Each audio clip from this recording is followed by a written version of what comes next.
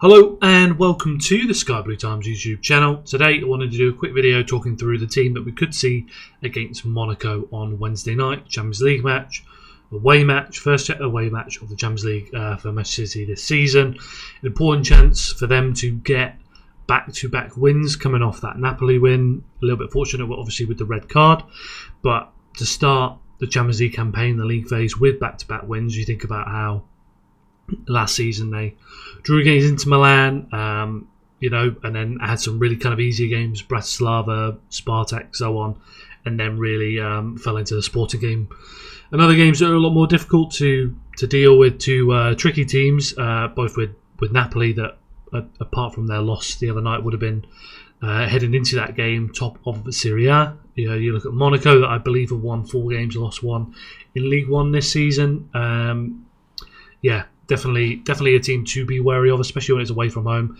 They do have, and we'll touch on this team that it will probably give you a bit of some not so good flashbacks when you're looking at that from 2017. But just on Monaco, they are dealing with a lot of injuries. I think Lamine Camara, talented midfielder that's been linked to a lot of the top clubs, including Manchester City, as a possible player to come in the summer as a number 8. He's out with an ankle injury for 2 months. I think Magnus Akliouche is dealing with some sort of issue, so he could be there, he could not be. Dennis Zakaria is out with an abductor injury, so he's out until November. Player that would play a lot of minutes in midfield for them. So when you're looking through their team, there's a lot of very talented players missing. Even though it's being away, even though they're in still fairly good form despite those injuries, and they've not really kind of hit the ground running like they have done in previous seasons, there is a big opportunity to go get an important win there away from home. And I think that will dictate probably why I've gone a little bit stronger in the team choice I've put out, which we'll get onto a bit later, compared to what I've seen people suggest online.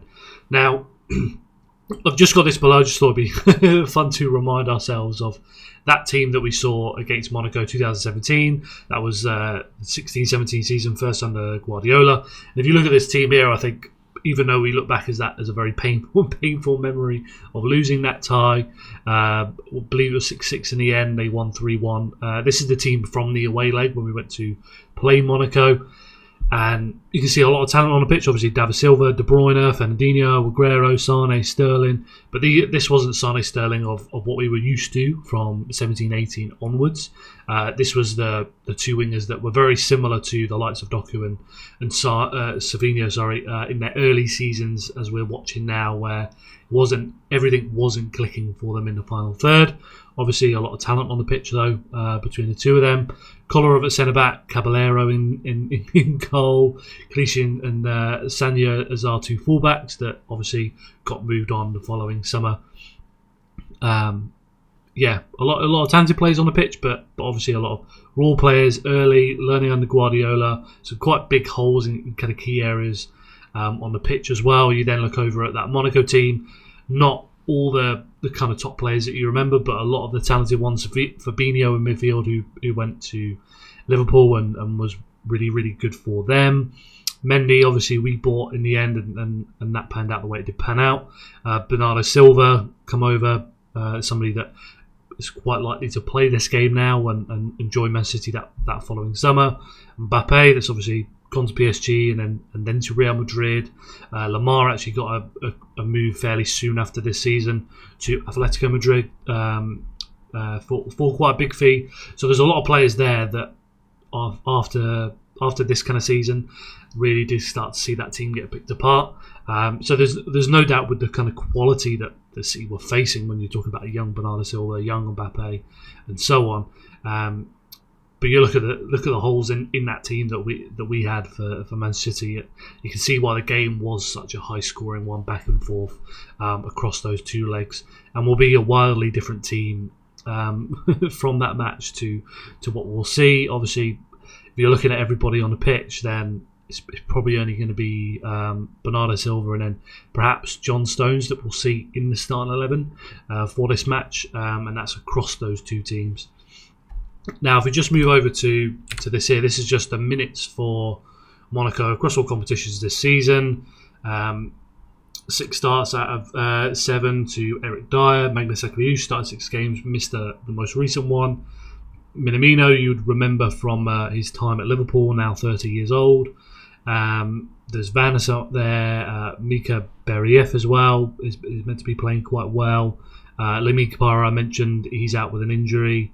Zakaria, 4 starts, and then he's out with an injury. Vanison has got back into the team now. He's a right back that a lot of people have mentioned as being a possible option for Manchester City. I don't think he's quite at the level that we would want. Not the kind of well-rounded right back when it comes to going forward. Not the kind of immense pace that you'd want to see in that position. But it'd definitely be good to see him in a game and have a good look. Obviously, Ansu Fati, people remember when he was breaking through at Barcelona. He's now at Monaco. And I've just highlighted their kind of top scorers. So Akliouche, Minamino, Lamine Kamara, Ansu Fati. Macy Fati off the bench, more so than starting a game. Kamara, I mentioned, will be out with injury. Akliouche could be touch and go. And then Minamino, you'd more likely expect to play. When you're looking at Eric Dyer playing as a centre-back as well, I think that should tell you a lot that this is a young team with a lot of like good quality players that would be picked up by top clubs in the summer.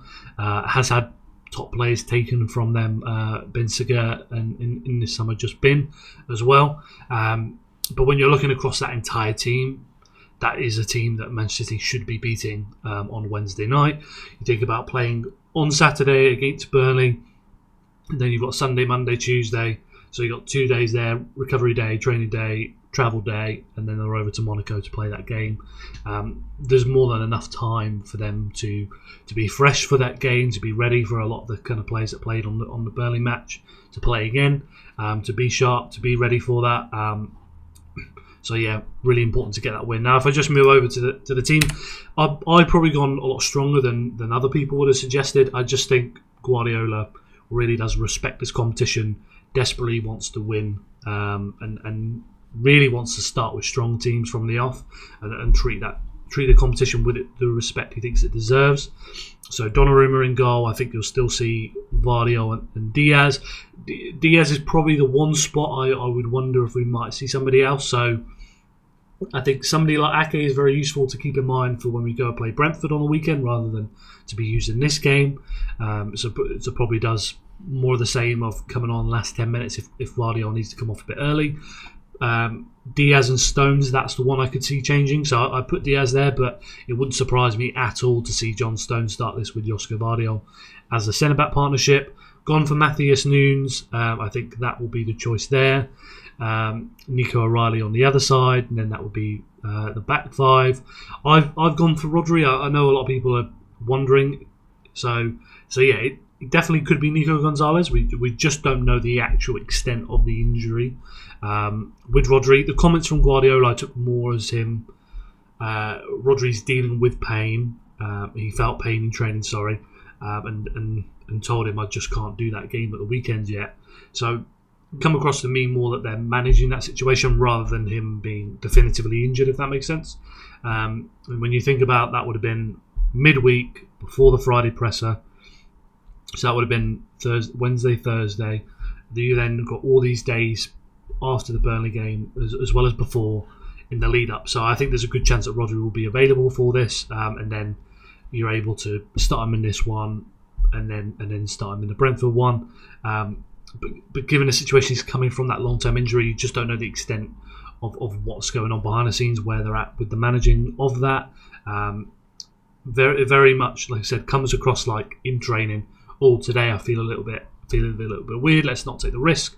So that's not something that from the outside or even from the inside you can kind of predict day to day how he's going to feel.